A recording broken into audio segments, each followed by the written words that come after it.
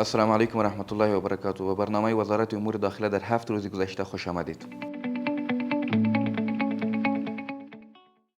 الحاج خلیفه سراج الدین حقانی سرپرست وزارت امور داخله در مراسم افتتاح فاز اول کانال قشتیپه و آغاز کار فاز دوم این کانال در بلخ حضور یافت.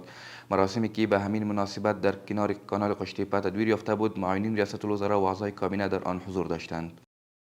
تفاهمنامه همکاری میان ریاست پاسپورت وزارت امور داخله و اداره ملی احصایه و معلومات به امضا رسید. تفاهمنامه متذکر سیستم تذکره‌های الکترونیکی را با سیستم پاسپورت وصل می‌کند که به اثر آن از جعل و تزویر و ضیاع وقت جلوگیری خواهد شد. تعمیر ولسوالی دولت آباد ولایت بلخ به ارزش 20 میلیون افغانی ساخته می شود. قرار است این تعمیر در 3 منزل به صورت پخته و اساسی از سوی یک شرکت افغانی ساخته شود که پول آن از بودجه وزارت امور داخله پرداخت می گردد.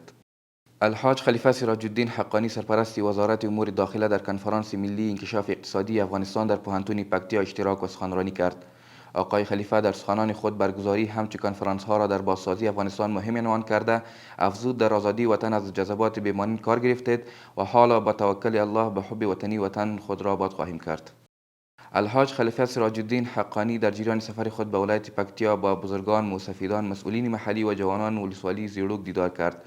آقای حقانی در صحبت‌های خود از قربانی‌های بیشمار مردم این ولسوالی ابراز قدردانی نموده و در جریان جهاد از مشکلات بیشمار مردم این ولسوالی یادآوری کرد. این بود دستاوردهای این هفته وزارت امور داخله. تا برنامه بعدی شما را به خداوند یکتا می‌سپارم.